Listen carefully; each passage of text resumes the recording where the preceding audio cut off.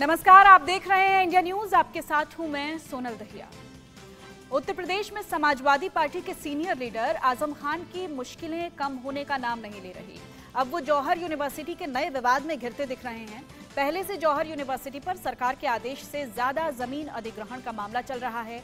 इसके निर्माण में अनियमितता और नियमों की अनदेखी के बाद आयकर विभाग की नजर गई। आयकर विभाग की ओर से पिछले दिनों जौहर यूनिवर्सिटी को संचालित करने वाली मौलाना अली जौहर ट्रस्ट से जुड़े लोगों के ठिकानों पर छापे मारे गए और इस छापेमारी के दौरान आयकर विभाग के हाथ ऐसे कागजात लगे हैं जिसमें सरकारी विभाग के पैसे को प्राइवेट यूनिवर्सिटी के निर्माण में खर्च किए जाने की बात सामने आई है। आयकर की छापेमारी के दौरान कागजात सामने आने के बाद इसकी पुष्टि की गई है। जांच के दौरान विभागों के नाम सामने आए हैं जिनसे करीब 106 करोड़ रुपए के फंड को यूनिवर्सिटी निर्माण के लिए डाइवर्ट किया गया है। इनसाइड स्टोरी में आज बात करेंगे भ्रष्टाचार के जौहर की।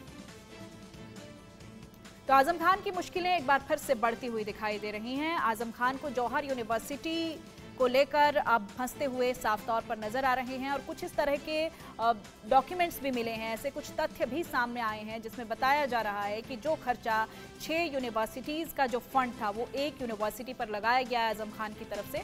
तो ये तमाम चीज़ों पर फिलहाल इन्वेस्टिगेशन चल रही है, उन पर ईडी की कार्रवाई चल रही है। अब देखना ये होगा कि अब इस पूरे मामले पर क्या और खुलासे सामने आते हैं, कैसे ये सिलसिलेवार मामला आगे बढ़ता है और क्या कुछ तथ्य अभी तक सामने आए हैं, किस तरह से आजम खान की मुश्किलें बढ़ रही हैं। इन तमाम बात पर हम बात करेंगे। इस पर एक रिपोर्ट आपको दिखाते हैं।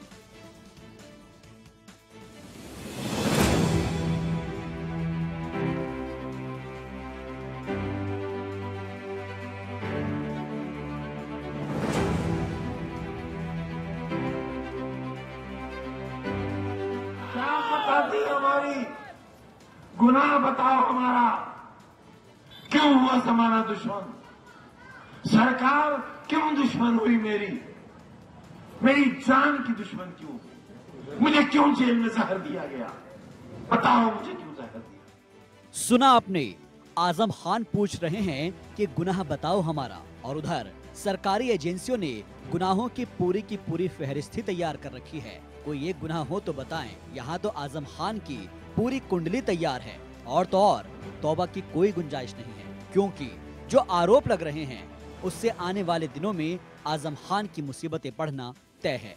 अखिलेश सरकार में कैबिनेट मंत्री रहे आजम खान कोर्ट कचहरी के चक्कर में ऐसे पड़े हैं कि मुश्किलें कम होने का नाम ही नहीं ले रही। आजम खान पर आरोप लगा है कि कैबिनेट मंत्री रहते हुए आजम खान ने नियमों को ताक पर रखकर 6 सरकारी विभागों के बजट का एक बड़ा हिस्सा जौहर यूनिवर्सिटी के निर्माण में खर्च कर दिया। सूत्रों के मुताबिक 6 सरकारी विभागों की ओर से जौहर यूनिवर्सिटी ट्रस्ट को 106 करोड़ रुपए जारी किए गए। आयकर विभाग को मिले कागजात के मुताबिक CNDS ने जौहर यूनिवर्सिटी को 35 करोड़ 90 लाख रुपए जारी किए थे, तो वहीं PWD ने 17 करोड़ 16 लाख रुपए जारी किए थे।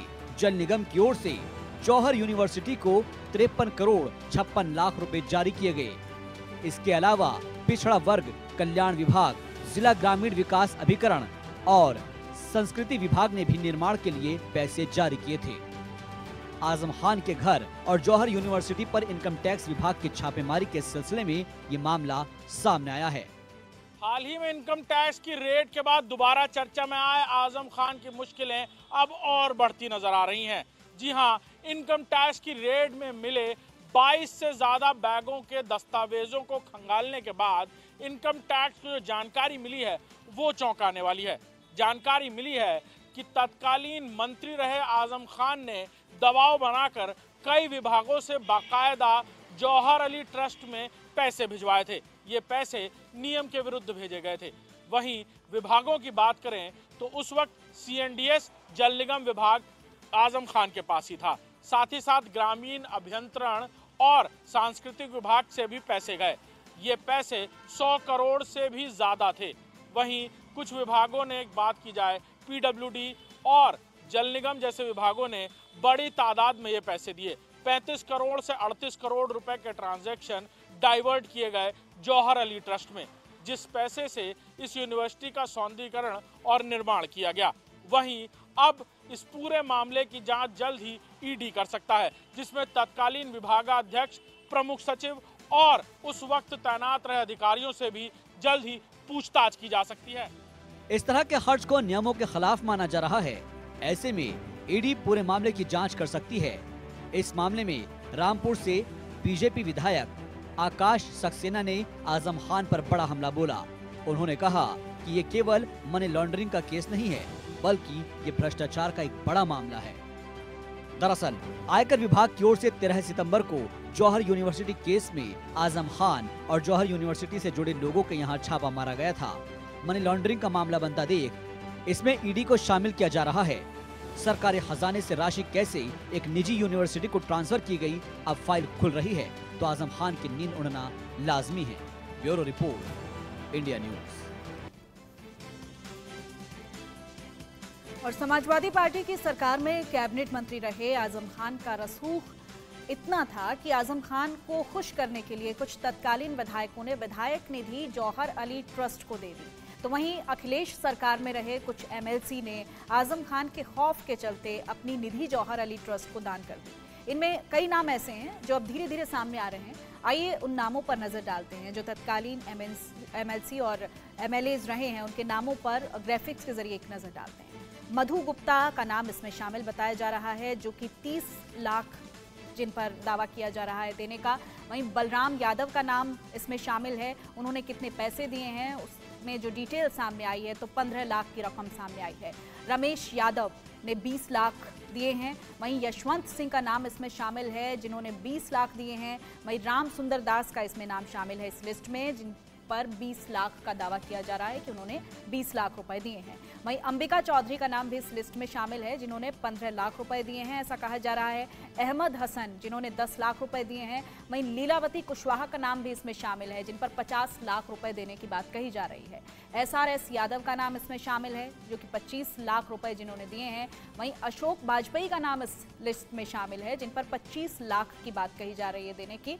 वहीं राम सकल गुर्जर का नाम भी शामिल है जिन्होंने 10 लाख रुपए दिए हैं और राम जतन राजभर भी इसमें शामिल हैं जिन्होंने 10 लाख रुपए दिए हैं। तो ये कुछ एमएलसी और एमएलएज की लिस्ट है। आपको लखनऊ से हमारे सहयोगी अभिषेक सिंह की एक रिपोर्ट दिखाते हैं इस पर। आजम खान के घर और उनके करीबियों के पास हुई इनकम टैक्स की रेड में जो दस्तावेज सामने आए वो आजम खान के रसूख की कहानी आज बयां कर रहे हैं। 2012 में जब आजम खान मंत्री बने तब उनके पास प्रदेश के सबसे बड़े विभाग थे, यानी जल निगम, CNDS और इसी तरह के अन्य विभाग।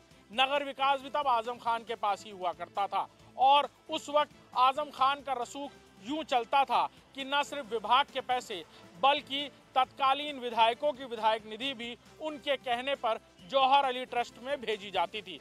वहीं इनकम टैक्स को इससे जुड़े कई दस्तावेज मिल चुके हैं और जल्द ही ईडी भी उन लोगों से पूछताछ कर सकती है जिन लोगों ने उस वक्त जौहर अली ट्रस्ट में बिना सोचे समझे इन पैसों का डाइवर्जन किया।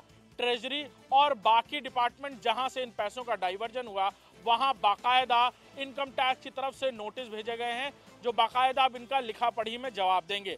ये भी जवाब मांगा गया है कि किस अधिकारी और किस मंत्री के कहने पर इन पैसों के डाइवर्जन किए गए।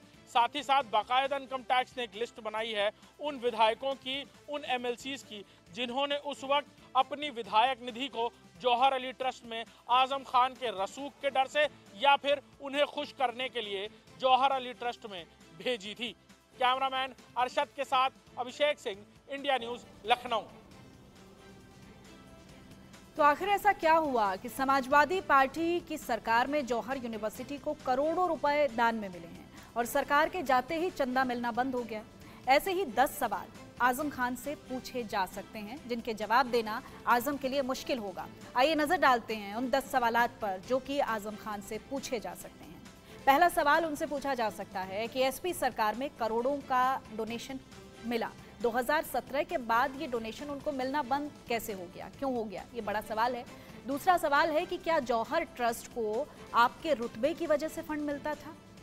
तीसरा सवाल है कि डोनेशन देने वालों के बदले में क्या देते थे या महज चंदा होता था, ये बड़ा सवाल है। चौथा सवाल है कि 2021-22 में जौहर ट्रस्ट को 4 करोड़ 96 लाख रुपए मिले, उसका रिटर्न फाइल क्यों नहीं किया गया? पांचवा सवाल है कि रामपुर पब्लिक स्कूल में 3 करोड़ 51 लाख की फीस मिली है, इसका आयकर क्यों नहीं जमा करवाया गया। छठा सवाल है कि जौहर ट्रस्ट के 2 बही खाते क्यों हैं, दोनों में अलग अलग एंट्रीज के पीछे की वजह क्या है। सातवां सवाल है कि ट्रस्ट ने 5 करोड़ 10 लाख की ई फाइलिंग की है, जबकि रसीदें 8 करोड़ 31 लाख की थी, क्या ये टैक्स चोरी नहीं है। आठवां सवाल है कि आज अपने यूनिवर्सिटी के कर्मचारियों का वेतन तो देते हैं, लेकिन उनका टीडीएस क्यों जमा नहीं करवाते हैं। नौवां सवाल है कि हाजी इकबाल की यूनिवर्सिटी को 7 करोड़ 42 लाख के उपकरण क्यों दिए गए, क्या उन्होंने आपके ट्रस्ट को कोई फायदा पहुंचाया। 10वां सवाल है कि जौहर यूनिवर्सिटी में 23 अक्टूबर 2015 में 200 करोड़ और 27 दिसंबर 2018 में 252 करोड़ रुपए खर्च हुए, इतना पैसा कहां से आया। तो ये 10 सवाल हैं जो आजम खान से पूछे जा सकते हैं, क्योंकि 10 सवाल बेहद महत्वपूर्ण हैं। लखनऊ से अभिषेक सिंह की एक रिपोर्ट दिखाते हैं। आजम खान और जौहर अली यूनिवर्सिटी ट्रस्ट में नोटबंदी के वक्त 22.22 करोड़ रुपए भेजने की कहानी, जहां prevention of money laundering act ED के मुकदमे से लेकर अब सत्ता और शासन के दुरुपयोग से भी जुड़ गई है, जहां इनकम टैक्स की रेड के बाद आजम खान के करीबी और उनके घर से मिले दस्तावेज ये कहानी बयां कर रहे हैं कि कैसे आजम खान ने मंत्री रहते हुए जौहर अली ट्रस्ट यूनिवर्सिटी को बनाने के लिए नियमों का उल्लंघन किया। ना जमीन देखी गई और ना बिल्डिंग का डिजाइन, ना सिर्फ जमीन अधिग्रहण को लेकर कोई दस्तावेज बनाए गए, जब जो मन चाहा तब वैसे कानून का उल्लंघन किया गया। जहां अब इस पूरे मामले को लेकर विदेशी पैसे के एनरोलमेंट की बात भी सामने आ रही है, यानी फॉरेन फंडिंग के रूट को लेकर, फॉरेन फंडिंग के मोड ऑफ पेमेंट को लेकर भी अब इन्फोर्समेंट डायरेक्टरेट जल्द ही आजम खान से पूछताछ कर सकता है। साथ ही साथ तब 2012 में मंत्री रहते हुए आजम खान ने जिस तरह अपने पद का दुरुपयोग कर कई विभागों से ये पैसे रूट कराए थे, उसको लेकर भी उस वक्त मंत्री और अधिकारियों से जल्द ही पूछताछ होगी। ये भी माना जा रहा है कि जल्द ही इन्फोर्समेंट डायरेक्टरेट उत्तर प्रदेश के कई अधिकारियों को नोटिस देकर पूछताछ के लिए बुला सकता है, जो उस वक्त बड़े पदों पर थे। कई सारे लोग अब रिटायर हो चुके हैं, लेकिन कई सारे अभी भी सत्ता के करीब कई बड़े पदों पर पदासीन हैं। कैमरामैन अरशद के साथ अभिषेक सिंह, इंडिया न्यूज़, लखनऊ। इस तरह से उन्होंने सत्ता में रहते हुए जौहर विश्वविद्यालय का निर्माण किया और हाई कोर्ट की माने तो उसमें उन्हें काफ़ी गबन किया है। हाई कोर्ट ने उन पर तल्ख टिप्पणी करते हुए कहा भी था कि आजम खां जो है सत्ता का दुरुपयोग करके जो है अनाप शनाप तरीके से इसमें पैसे का दुरुपयोग किया है। दूसरी महत्वपूर्ण बात यह है कि वह तो सवाल अपने आप में महत्वपूर्ण है ही है, वाणी और वचन को लेकर के भी आजम खां साहब लगातार सुर्खियों में रहे। जिस तरह उन्होंने जिया प्रताप के खिलाफ एक अनर्गल बयानबाजी की, रामपुर के डीएम के खिलाफ जिस तरह उन्होंने अनर्गल बयानबाजी की, नतीजा यह निकला कि उन्हें अपने पद और प्रतिष्ठा से हाथ धोना पड़ा। आजम खान की मुश्किलें एक बार फिर से बढ़ती हुई दिख रही हैं। ईडी की कार्रवाई उन पर हो सकती है, उसमें क्या कुछ निकलकर सामने आएगा ये देखने वाली बात रहेगी।